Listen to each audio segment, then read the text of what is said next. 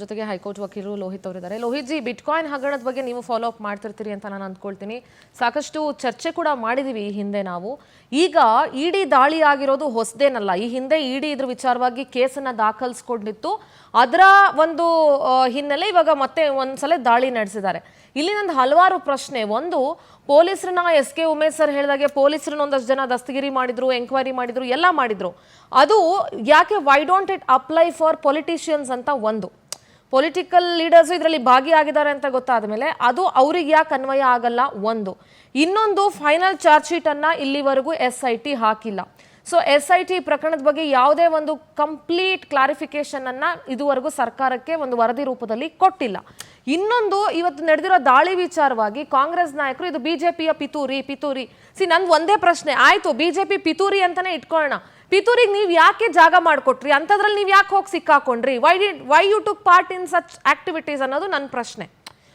ಪೊಲಿಟಿಕಲ್ಲಿ ಈಗ ಇದೇ ಜಾಗದಲ್ಲಿ ಬಿಜೆಪಿ ಜಾಗದಲ್ಲಿ ಕಾಂಗ್ರೆಸ್ ಇದ್ದಿದ್ರೆ ಕಾಂಗ್ರೆಸ್ನು ಇದೇ ಕೆಲಸ ಮಾಡ್ತಾ ಇತ್ತು ಬಿಜೆಪಿ ವಿರುದ್ಧ. ನನಗದ್ರಲ್ಲೇನು ಡಿಫ್ರೆನ್ಸ್ ಅಂತ ಅನ್ನಿಸ್ತಲ್ಲ. ಸೊ ಇದು 3-4 ಪ್ರಶ್ನೆಗಳು ನನಗಿದಾವೆ. Please go head.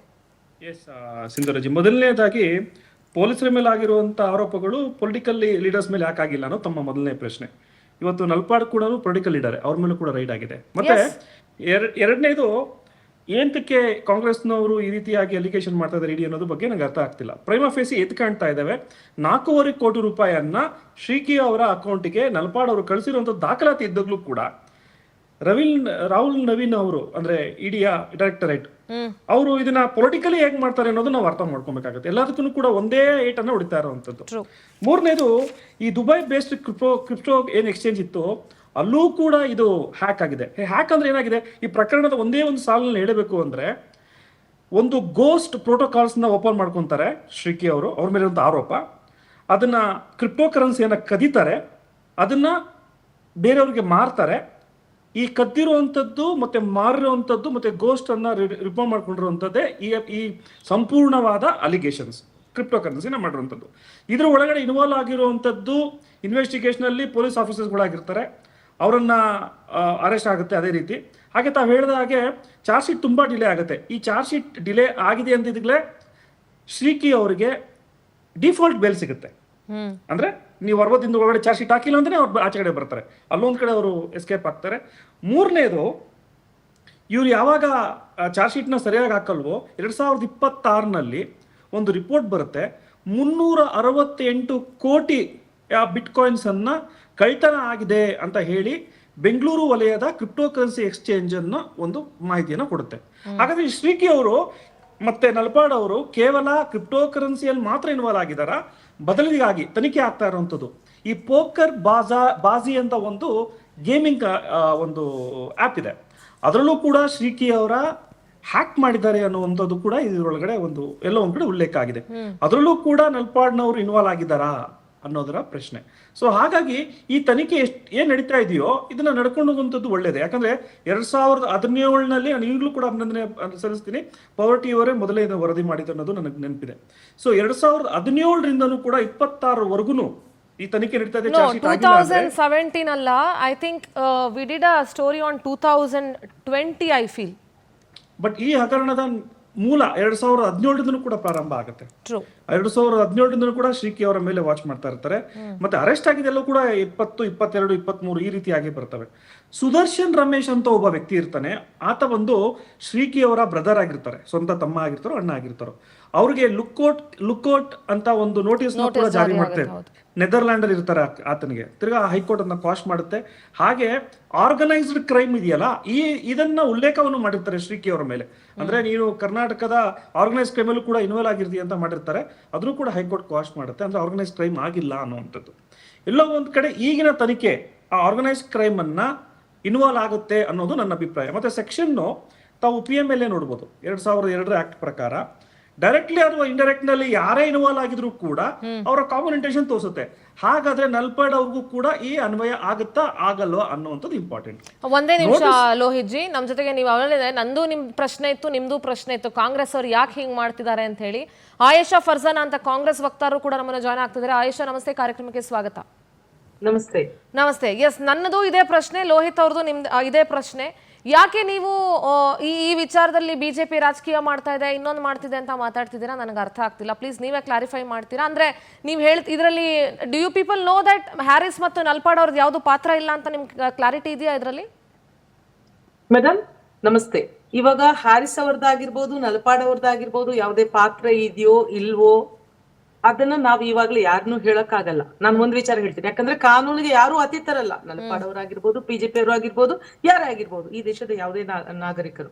ಆದ್ರೆ ಯಾವುದೇ ಒಂದು ಸಂಸ್ಥೆಯ ಒಂದು ಪಾರದರ್ಶಕತೆ ಮತ್ತು ಪ್ರಾಮಾಣಿಕತೆ ಅದು ಎಷ್ಟರ ಮಟ್ಟಿಗೆ ಉತ್ತರದಾಯಿತ್ವವನ್ನು ಹೊಂದಿದೆ ಅನ್ನೋದನ್ನ ಒಂದು ಪ್ಯಾಟರ್ನ್ ನಾವು ನೋಡೋದಾದ್ರೆ ಮೇಡಮ್, ಕಳೆದ ಒಂದು 10 ವರ್ಷಗಳಲ್ಲಿ 5300 ಪ್ರಕರಣಗಳಲ್ಲಿ ನಮ್ಮ ಇದೇ ಈ ಬಿಜೆಪಿ ಸರ್ಕಾರ ನಡೆಸಿರುವಂತಹ 5300 ಪ್ರಕರಣಗಳಲ್ಲಿ 95% ಏನು ವಿರೋಧ ಪಕ್ಷಗಳ ಜನರ ಮೇಲೆ ನಡೆಸಿದೆಯಲ್ವಾ. ಇದು ಏನನ್ನ ಸೂಚಿಸುತ್ತೆ? ಅದೇ 2014 ಆದಂತಹ ದಾಳಿಗಳು, ಇದೇ ಇಡಿ ದಾಳಿಗಳಲ್ಲಿ ಜಸ್ಟ್ 54% ಮಾತ್ರ ವಿರೋಧ ಪಕ್ಷಗಳ ಮೇಲೆ ನಡೆದಿತ್ತು. ಅಂದ್ರೆ ನಾವು ಆ ಡೇಟಾನ ನಾವು ನೋಡ್ಲೇಬೇಕಾಗತ್ತೆ. ನೀವು ಅನ್ಕೋಬಹುದು ಇದು ಯಾಕೆ, ಇಲ್ಲಿ ಏನಾದ್ರೂ ಹಣಕಾಸಿನ ಅಕ್ರಮ ಆದಾಗ ನೀವು ಯಾಕೆ ವಿರೋಧ ಪಕ್ಷ ಅಂತೆಲ್ಲ ಬಡದಾಡ್ತೀರಾ ಅಂತ. ಒಂದು ಪ್ಯಾಟರ್ನ್ ನೋಡ್ಬೇಕಾಗತ್ತೆ. ಮತ್ತು 5300 ಪ್ರಕರಣಗಳು, ಇಷ್ಟೊಂದು ಪ್ರಕರಣಗಳಲ್ಲಿ ಶಿಕ್ಷೆ ಆಗಿರುವಂತದ್ದು 40 ಮಂದಿಗೆ. ಮತ್ತು ವಿಶೇಷವಾಗಿ ಸಂಸತ್ತಿನಲ್ಲಿ ಹಣಕಾಸು ಖಾತೆ ಸಚಿವರಾದಂತಹ ಪಂಕಜ್ ಚೌಧರಿ ಅವರು ತಿಳಿಸ್ತಾರೆ, ಕಳೆದ 10 ವರ್ಷಗಳಲ್ಲಿ ಆದಂತಹ 197 ಅಂದ್ರೆ ಜಸ್ಟ್ MLAs MPs ರಾಜಕಾರಣಿಗಳ ಮೇಲೆ ಆದಂತಹ ಒಂದು ಪ್ರಕರಣಗಳಲ್ಲಿ ಸಾಬೀತಾಗಿರುವಂತದ್ದು 2 ಮಂದಿದು ಮಾತ್ರ. ಅದರ ಅರ್ಥ 2% ಕೂಡ ಇಲ್ಲ. ಆಗಿದ್ದಾಗ ಇಲ್ಲಿ ನಾನು ನಿಮ್ಮ ಗಮನ ಸೆಳೆಯಲಿಕ್ಕೆ ಬಯಸ್ತೇನೆ, 2% ಮಾತ್ರ ಸಾಬೀತಾಗಿಲ್ಲ ಅಂತ ಹೇಳಿದಾಗ ಉಳಿದ 98% ಜನರಿದ್ದಾರಲ್ಲ, ಇಡೀ ದಾಳಿ ಆದಾಗ ಯಾರೇ ಆಗಿರ್ಲಿ ಬಹಳ ದೊಡ್ಡ ಹತಾಶೆಗೆ ಒಳಗಾಗ್ತಾರೆ. ತಮ್ಮ ಸೊತ್ತು ಸಂಪತ್ತುಗಳನ್ನು ರಕ್ಷಿಸ್ಲಿಕ್ಕೆ ಬಹಳ ಕೈಕಾಲು ಬಿಡುವಂತ ಪರಿಸ್ಥಿತಿ ಬರುತ್ತೆ. ಅದನ್ನ ಈ ಇಡೀ ಯಾವ ರೀತಿ ಬಳಸ್ಕೊಳ್ಳುತ್ತೆ ಅನ್ನೋದನ್ನ ಬಹಳ ಒಂದು ಇಲ್ಲಿ ಜನಸಾಮಾನ್ಯರನ್ನು ಕಾಡ್ತಾ ಇರುವಂತಹ ಪ್ರಶ್ನೆ. ಯಾಕೆಂತ ಹೇಳಿದ್ರೆ ಕಳೆದ ಇದೇ ಅವಧಿಯಲ್ಲಿ 25 ಮಂದಿಯ ಮೇಲೆ ರಾಜಕಾರಣಿಗಳ ಮೇಲೆ ದಾಳಿ ನಡೆದಿದ್ದು, ಅದರಲ್ಲಿ 23 ಮಂದಿ ಕೂಡ ಬಿಜೆಪಿಗೆ ಸೇರಿದ್ದಾರೆ. ಈ ಪ್ರಶ್ನೆಗೆ ಏನ್ ಹೇಳ್ತೀರಿ ಲೋಹಿತ್ ಜಿ? ಅವರ ಈ ಉತ್ತರಕ್ಕೆ ನಿಮ್ಮ ಉತ್ತರ ಪ್ಲೀಸ್. 23 ಮಂದಿ ಇದು ಒಂದ್ ನಿಮಿಷ ಆಯೇಷಾ ಅವರೇ, ನನ್ಗೆ ಅರ್ಥ ಆಯ್ತು. ಒಂದೇ ನಿಮಿಷ ಆಯೇಷಾ. 2 ಅಂಶಗಳಿದ್ದಾವೆ. ಒಂದು, ವಿರೋಧ ಪಕ್ಷಗಳನ್ನ ಬೆದರಿಸಿ ಅವರನ್ನ ದಮನಿಸುವಂತದ್ದು. ನಾನು ಒಂದೇ ಒಂದು ಪ್ರಶ್ನೆ ಕೇಳ್ಬಿಡ್ತೀನಿ. ವಿರೋಧ ಪಕ್ಷಗಳನ್ನ ಬೆದರಿಸಿ ಹೆದರಿಸುವಂತದ್ದು ಅಂತ ನೀವು ಹೇಳ್ತೀರಲ್ಲ, ಯಾಕೆ ಹೆದರ್ಕೋಬೇಕು ನೀವು? ಇಫ್ ಯು ಆರ್ ರೈಟ್, ನೀವು ಹೆದರ್ಕೊಳ್ಳೋಂಥದ್ದು ಏನಿದೆ? Let them do. ಅಲ್ಲಿ ಸಾಬೀತಾಗುವಂತದ್ದು 2% ಅಂತ ಹೇಳಿದಾಗ ಈಗ ಎಲ್ಲೋ ಒಂದ್ ಕಡೆ ಕಾಂಗ್ರೆಸ್ ವಕ್ತಾರರು ಮಾತಾಡೋದನ್ನ ನಾವು ಗಮನಿಸಿದಾಗ, ಸುಪ್ರೀಂ ಕೋರ್ಟು ಎಷ್ಟೋ ಒಂದು ಆದೇಶಗಳಲ್ಲಿ ಇಡಿ ಮತ್ತು CID ಕೇಂದ್ರ ಸರ್ಕಾರದ ಅಧಿನಿಯಮದಲ್ಲಿ ಕೆಲಸ ಮಾಡಿದೆ ಅನ್ನುವಂಥದ್ದನ್ನು ತೋರಿಸಿದ್ದಾರೆ. ಆಯ್ತು, ಒಪ್ಕೊಳ್ಳೋಣ. ಆದರೆ ನಲ್ಪಾಡ್ ಹ್ಯಾರಿಸ್ ಕೇಸಿನಲ್ಲಿ 4.5 ಕೋಟಿ ರೂಪಾಯಿ ದುಡ್ಡನ್ನ ಟ್ರಾನ್ಸ್ಫರ್ ಮಾಡಿರೋದಂಥದ್ದು, ಒಬ್ಬ ಅಕ್ಯೂಸ್ ಅಕೌಂಟ್ಗೆ ಹೋಗಿರೋವಂಥದ್ದನ್ನ ಎಕ್ಸ್ಪ್ಲನೇಷನ್ ಕೊಡಬೇಕಾಗುತ್ತೆ. ನೀವು ಪ್ರೈಮಾ ಫೇಸಿ ಅದರಲ್ಲಿ ಇದೆ ಅನ್ನುವಂಥದ್ದು ಕಾಣಿಸುತ್ತೆ. ಸೊ ಹಾಗಾಗಿ ಈ ನಲ್ಪಾಡ್ ಅವರ ಕೇಸ್ನಲ್ಲಿ ಇಡಿ ಆಗಲಿ CID ಆಗಲಿ ಯಾವುದೇ SIT ಆಗಲಿ ಯಾವ ಕೂಡ ಪೊಲಿಟಿಕಲಿ ಬೇಸಿಸ್ ಇನ್ವೆಸ್ಟಿಗೇಷನ್ ಮಾಡ್ತಾ ಇಲ್ಲ. ಇದು ಸಂಪೂರ್ಣವಾಗಿ ಒಂದು ಹಗರಣವನ್ನ, ಯಾಕಂದ್ರೆ ಮುಂದೆ ನಾವು ಈ ಸೈಬರ್ ಕ್ರೈಮ್ಸ್ ಅನ್ನುವಂಥದ್ದು ಅತಿ ಹೆಚ್ಚಾಗಿ ನಡೀತಾ ಇದೆ. ಈಗಲೂ ಕೂಡ ಒಬ್ಬ ವ್ಯಕ್ತಿಯ ದುಡ್ಡನ್ನ, ಸಾಮಾನ್ಯ ವ್ಯಕ್ತಿಯ ದುಡ್ಡನ್ನ ಯಾವ ರೀತಿ ಅವ್ರು ಎತ್ಕೊಂತಾ ಇದ್ದಾರೆ, ಇಂಥವೊಂದನ್ನು ನಾವು ಕಡಿವಾಣ ಹಾಕ್ಬೇಕು ಅಂದಾಗ ಇದನ್ನ ನಾವು ಪೊಲಿಟಿಕಲ್ ವ್ಯೂ ಅಲ್ಲಿ ನೋಡೋಕ್ಕಾಗಲ್ಲ. ಇಂಥವನ್ನು ತಡೆಗಟ್ಟಿಸಬೇಕು ಅಂದಾಗ ನಾವು ಈ ತನಿಖೆಗೆ ಸಪೋರ್ಟ್ ಮಾಡಲೇಬೇಕಾಗುತ್ತೆ. ಅದರಲ್ಲೂ ಕಾಂಗ್ರೆಸ್ನ ಯುವ ಅಧ್ಯಕ್ಷನಾಗಿ, ರಾಜ್ಯ ಅಧ್ಯಕ್ಷನಾಗಿ ಇಂಥ ಒಂದು ಕ್ರೈಮ್ ನಲ್ಲಿ ಇನ್ವಾಲ್ವ್ ಆಗಿರುವಂಥದ್ದು, ಹೆಸರು ಬಂದಿರುವಂಥದ್ದು ಅಕ್ಷಮ್ಯ ಅಪರಾಧ. ಎಲ್ಲ ಒಂದ್ ಕಡೆ DK ಶಿವಕುಮಾರ್ ದತ್ತು ಮಗ ಅಂತ ಹೇಳ್ತಾರಲ್ಲ, ಆ ದತ್ತು ಮಗನ್ನ ದಯವಿಟ್ಟು ಬೇಗ ಆ ಯುವ ಘಟಕದ ರಾಜ್ಯ ಘಟಕ ಅಧ್ಯಕ್ಷದಿಂದ ಇಳಿಸಿ ಕ್ರೈಮ್ ಮುಗಿಯೋವರೆಗೂ, ಅವ್ರ ಮೇಲೆ ಅಲಿಗೇಷನ್ ಆಗೋವರೆಗೂ ಕಾಂಗ್ರೆಸ್ನ ಮರ್ಯಾದೆಯನ್ನು ಕಾಪಾಡಬೇಕು ಅಂತ ಹೇಳ್ತೀನಿ. ಯಾಕಂದ್ರೆ ಇದೇ ಬಾಬಾರ್ ಅವರನ್ನ ನೀವು ಎಲ್ಲೋ ಒಂದು ಪೊಲಿಟಿಕಲಿ ಗ್ರೌಂಡ್ಸ್ ಮೇಲೆ ತೆಗೆದಾಕ್ತೀರಿ, ಜಬೀರ್ ಅವ್ರನ್ನ ತೆಗೆದಾಕ್ ನೋಡ್ತೀರಿ. ಈ ರೀತಿ ಕ್ರೈಮ್ ಮಾಡಿರೋರನ್ನ ಜನಸಾಮಾನ್ಯರು ನಾವು ಕೇಳ್ತಾ ಇದೀವಿ, ಮೊದಲು ನೀವು ಕಾಂಗ್ರೆಸ್ ಇಂದ ಇವ್ರನ್ನ ತೆಗೆದಾಕಿ ಅನ್ನುವಂಥದ್ದು. ವಕ್ತಾರರು ಏನೇ ಮಾತಾಡಿದ್ರು ಕೂಡ ನಂದು ಯಾವುದೇ ರೀತಿ ಆಕ್ಷೇಪಣೆ ಇಲ್ಲ ಅಂತ ಹೇಳ್ತೀನಿ. ಸಿಂಧೂರಜಿ, ಥ್ಯಾಂಕ್ ಯು. ಎಸ್ ಆಯಿಷಾ, ಏನ್ ಹೇಳ್ತೀರಾ ಲೋಹಿತ್ ಜಿ ಅವರ ಮಾತುಗಳಿಗೆ? ಬಿಟ್ಕಾಯಿನ್ ಹಗರಣದಲ್ಲಿ ಬಸವರಾಜ ಬೊಮ್ಮಾಯಿ ಅವರ ಮೇಲೂ ಅಪಾದನೆ ಕೇಳಿ ಬಂದಿತ್ತು. ನಳಿನ್ ಕುಮಾರ್ ಕಟೀಲ್ ಬಿಜೆಪಿಯ ರಾಜ್ಯಾಧ್ಯಕ್ಷರು ಮಾಜಿ, ಅವ್ರ ಮೇಲೂ ಅಪಾದನೆ ಕೇಳಿ ಬಂದಿತ್ತು. ಅವ್ರ ಯಾರ ಮೇಲೂ ಐಟಿ ರೈಡ್ ಆಗಿಲ್ಲ. ಹಾಗೇನೆ ಆಗಲ್ಲೇ ಇಲ್ಲ ಅಂತ ಹೇಗೆ ಹೇಳ್ತೀರಿ? ಅಲ್ಲ, it is still have to. ಅಂದ್ರೆ ನೀವು ಹೇಳ್ತಿರೋದು ಏನೋ ನಲ್ಪಾಡ್ನ ಲಾಸ್ಟ್ ಅಲ್ಲಿ ರೈಡ್ ಮಾಡಬೇಕಿತ್ತು ಅಂತ. ಆಯಿಷಾ ನಾನು ಒಂದೇ ಒಂದು ಪ್ರಶ್ನೆ ಕೇಳ್ತೀನಿ. ಆಯಿಷಾ ಪ್ಲೀಸ್, ನಂದು ಒಂದೇ ಪ್ರಶ್ನೆಗೆ ಉತ್ತರ ಕೊಡಿ. ನಲ್ಪಾಡ್ ಅವ್ರ ಮೇಲೆ ದಾಳಿ ಮಾಡಿದ್ದು ನಿಮಗೆ ತಪ್ಪು ಅಂತ ಅನ್ನಿಸ್ತಿದ್ರೆ ಮಾಡಬಾರ್ದಾಗಿತ್ತಾ ಹಾಗಾದ್ರೆ? ಇಲ್ಲ, ಆ ರೀತಿ ಹಾಗಲ್ಲ. ಭಾರತದ I don't want any other explanations. ನನ್ನ ಪ್ರಶ್ನೆ ನೇರವಾಗಿ ಕೇಳ್ಬಿಡ್ತೀನಿ. ನೀವೇ ಅಂದ್ರಿ ಅವ್ರ ಪಾತ್ರ ಇದೆಯೋ ಇಲ್ವೋ ಗೊತ್ತಿಲ್ಲ, ಗೊತ್ತಾಗ್ಬೇಕು ಅಂದ್ರೆ ದಾಳಿ ಆಗ್ಲೇಬೇಕು. Why are you taking the entire pattern? look it as an exceptional case ತರ ನೋಡಿ ಅಲ್ಲ ಇದು, because the proof ಇದೆಲ್ಲ prima facie it is there, prima facie is there, no prima facie ಇದೆ, ಇದ್ರಲ್ಲಿ ಎಲ್ಲವೂ ಇದೆ. ಅದನ್ನ ನೀವು ಯಾಕೆ ಪೊಲಿಟಿಕಲಿ ತಗೊಳ್ತಾ ಇದ್ದೀರಿ? ಸಿಂಧುರಾಜಿ, ಎಲ್ಲ ಒಂದ್ ಕಡೆ ದಾವಣಗೆರೆ ಸುಪ್ರೀಂ ಕೋರ್ಟ್ ಕೂಡ ಈ ಬಗ್ಗೆ ಚುನಾವಣೆಯಲ್ಲಿ ಸುಪ್ರೀಂ ಕೋರ್ಟ್ ಕೂಡ ಹೇಳಿದೆ, ಬಹಳ ಅನುಮಾನಾಸ್ಪದವಾದಂತಹ ಒಂದು ವಿನ್ಯಾಸದಲ್ಲಿ ಜನರ ಆಯ್ದುಕೊಂಡು ದಾಳಿ ಮಾಡ್ತಾ ಇದ್ದಾರೆ. ಆ ಮಾತನ್ನ ನಾನು ಒಬ್ಬ ಸಾಮಾನ್ಯ ನಾಗರಿಕರಾಗಿ ಹೇಳ್ಬಾರ್ದಾ? ಇದು ಅದೃಷ್ಟವಾಗಿ ತಗೊಬೇಕಾಗತ್ತೆ. ಆಮೇಲೆ ನೀವು ಏನಾದ್ರೂ ಆಯ್ತಪ್ಪ, ಕಟೀಲ್ ಮೇಲೆ ದೂರ್ ಕೊಡಿ, ಬೊಮ್ಮಾಯಿ ಮೇಲೆ ನಿಮ್ ಸರ್ಕಾರನೇ. ನಾನ್ ಹೇಳ್ತಾ ಇರೋದ್ರಿ ಆಯೇಷಾ, ನಾನು ಒಂದೇ ಒಂದ್ ಕ್ಲಿಯರ್ ಆಗಿ ಹೇಳ್ಬಿಡ್ತೀನಿ. SIT ರಚನೆ ಮಾಡಿದ್ರಲ್ಲಪ್ಪ, ನಿಮ್ಮನ್ನ ಯಾರು ಬೊಮ್ಮಾಯಿ ಮೇಲೆ ಯಾರು ತಗೋಬೇಡಿ, ಆಕ್ಷನ್ ತಗೋಬೇಡಿ ಅಂತ ಯಾರು ಹೇಳಿದ್ರು? ಮಾಡಿ. ಈಗ ಎಷ್ಟೊಂದು SIT ಮಾಡಿದೆ ಸಿದ್ದರಾಮಯ್ಯ ಅವರ ಸರ್ಕಾರದಲ್ಲಿ, ಅತಿ ಹೆಚ್ಚು SITಗಳನ್ನ ಫಾರ್ಮ್ ಮಾಡ್ಬಿಟ್ಟಿದ್ದೀರಾ. ನಿಮ್ಗೆ ಬೊಮ್ಮಾಯಿ ಮೇಲೆ ಡೌಟ್ ಇದೆಯಾ? ಆಮೇಲೆ ನಳಿನ್ ಕುಮಾರ್ ಕಟೀಲ್ ಮೇಲೆ ಡೌಟ್ ಇದೆಯಾ? ಇನ್ ಯಾರ ಮೇಲೆ ಡೌಟ್ ಇದೆ? ವಿಜೇಂದ್ರ ಇದ್ದಾರೆ ಅಂತ ಅನ್ಸ್ತಾ ಇದೆಯಾ? ನೀವೇ SIT ಫಾರ್ಮ್ ಮಾಡಿ, ಇದನ್ನ ಇನಿಷಿಯೇಟಿವ್ ತಗೊಂಡು ನೀವೇ ಫೈಲ್ ಮಾಡಿ, ಒಂದ್ ಕೇಸ್ ಹಾಕಿ, ಎಂಕ್ವೈರಿ ಶುರು ಮಾಡಿ. ಯಾರು ಬೇಡ ಅಂತ ಹೇಳ್ತಾ ಇದಾರೆ? ಮೇಡಮ್, SIT ನಾವು ಫಾರ್ಮ್ ಮಾಡೋದಿಕ್ಕೂ ಕೇಂದ್ರದ ಸಂಸ್ಥೆಗಳನ್ನ ಒಕ್ಕೂಟ ಸರ್ಕಾರ ಬಳಸ್ಕೊಂಡು ಅದರ ಹಿಡಿತದ ಸ್ಟೈಲ್. ಆರ್ ಯು ಥಿಂಕಿಂಗ್ ಇದು ಇವಾಗ ನಲ್ಪಾಡ್ ಅವ್ರ ಮೇಲೆ ಆಗಿರುವಂತ ದಾಳಿ ಇದು ಹಿಡಿತ ಅಂತ ಅನಿಸ್ತಾ ಇದೆಯಾ ನಿಮ್ಗೆ? Then you are wrong. then you have to give me one statement. ಹಂಗಾರೆ ತಪ್ಪು, ದಾಳಿ ತಪ್ಪು ಅಂತ ಹೇಳ್ತಿದ್ದೀರಾ ಅಂದ್ರೆ ಸತ್ಯ ಹೊರಗಡೆ ಬರೋದು ಹೇಗೆ? ಮೇಡಮ್, ಇಡಿ ಇವಾಗ ಯಾರ ಮೇಲೆ ದಾಳಿ ಮಾಡಿದ್ರು ನಾವು ಅದನ್ನ ತಪ್ಪು ಅಂತ ಹೇಳಲಿಕ್ಕೆ ಆಗೋದಿಲ್ಲ. ಅದು ಪದೇ ಪದೇ ಮಾಡ್ತಾ ಇರುವಂತದ್ದು. how can you understand? Do you know ಅದ್ರಲ್ಲಿ ನಲ್ಪಾಡ್ ಅವ್ರ ಇನ್ವಾಲ್ವ್ಮೆಂಟ್ ಇದೆಯಾ ಇಲ್ವಾ? ನಿಮಗೆ ಕ್ಲಾರಿಫಿಕೇಶನ್ ಇದೆಯಾ? No, let them do their work. Allow them to do their work. Madam, ನಾವು ಅಲೋ ಮಾಡಿದ್ರು ಮಾಡದೇ ಇದ್ರು ಆ ಸಂಸ್ಥೆಗಳು ತಮ್ಮ ಕಾರ್ಯಾಚರಣೆ ಮಾಡೇ ಮಾಡ್ತವೆ. ದಟ್ ಲುಕ್ಸ್ ಲೈಕ್ ಅಂದ್ರೆ ಈಗ ಏನಾಗೋಗ್ಬಿಡುತ್ತೆ ಅಂದ್ರೆ, ಯಾವ್ದೋ ಒಂದ್ ವಿಚಾರದಲ್ಲಿ ತಪ್ಪಾಗಿದೆ ಎಲ್ಲಾನು ಹಂಗೆ. ನಾನು ಈ ಹಿಂದಿನ ಪ್ರಕರಣಗಳ ಬಗ್ಗೆ ಮಾತಾಡ್ತಾ ಇಲ್ಲ, ಅಥವಾ ಕೇಂದ್ರ ಸರ್ಕಾರದ ತಕ್ಕಂಗೆ ಇಡಿ ಕೆಲಸ ಮಾಡಲ್ಲ ಅಂತ ನಾನು ಹೇಳ್ತಾ ಇಲ್ಲ. My focus is only on this bitcoin case ಅಷ್ಟೇ. ಈ ಪ್ರಕರಣದಲ್ಲಿ ಇಡಿ ದಾಳಿ ಮಾಡಿದೆ, ಮಾಡಬೇಕು, ಅದು ಸತ್ಯಾಸತ್ಯತೆ ಹೊರಗಡೆ ಬರಬೇಕು. SIT ಯಾಕೆ ಇನ್ನೂ ಚಾರ್ಜ್ ಶೀಟ್ ಹಾಕಿಲ್ಲ? ಯಾಕೆ ಡಿಲೇ ಮಾಡ್ತಾ ಇದೆ SIT?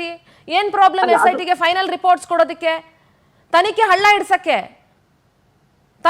ಹಳ್ಳ ಇಡ್ಸಕ್ಕೆ ಹೊರತು ಬೇರೆ ಏನು ಇಂಟೆನ್ಷನ್ ಇಲ್ಲ.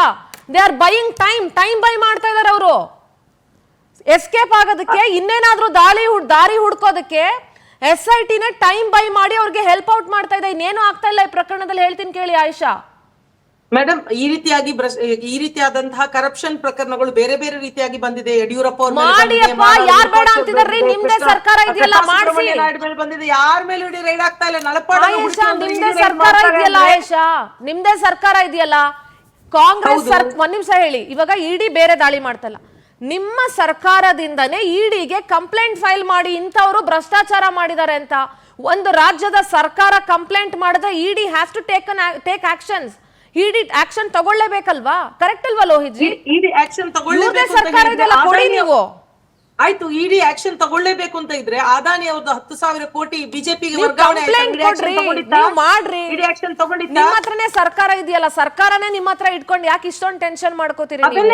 ಹೇಳ್ತಾ ಇರೋದು ಕೇಂದ್ರ ಸರ್ಕಾರದ ಕೈಗೊಂಬೆಯಾಗಿ ಕೆಲಸ ಮಾಡ್ತಾ ಇರುವಂತಹ ಇಡಿ. ಹಾಗಾದ್ರೆ ಇದ್ರಲ್ಲಿ SIT ನಿಮ್ ಕೈಗೊಂಬೆ ಆಗಿ ಕೆಲಸ ಮಾಡ್ತಾ? ನೀವು ಒಂದು ವಿಚಾರದಲ್ಲಿ ಹೇಳಿದ್ರೆ ಅವರು ಟೈಮ್ ಬೈ ಮಾಡ್ತಾ ಇದ್ದಾರೆ ಪ್ಲೀಸ್. ಹಾಗಾದ್ರೆ SIT ರಾಜ್ಯ ಸರ್ಕಾರದ ತಕ್ಕಂಗೆ ಕೆಲಸ ಮಾಡ್ತಾ ಇದೆಯಾ? ಖಂಡಿತವಾಗ್ಲೂ ಮಾಡ್ಲೇಬೇಕಲ್ವ ಮೇಡಮ್?